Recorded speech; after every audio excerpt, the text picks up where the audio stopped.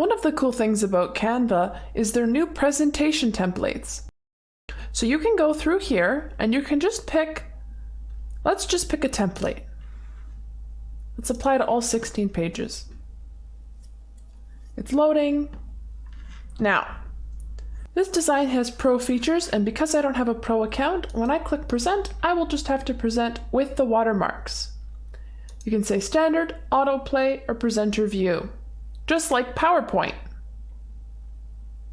We can go here, click present. Now, watch.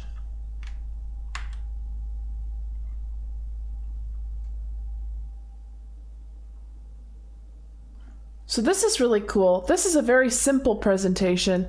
Another thing that you can do is a video presentation. Here we can click on this. This one has video aspects.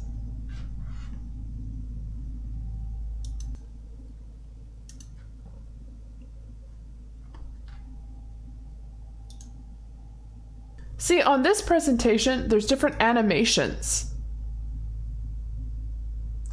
All of the places you see these photos, you can upload your own photos.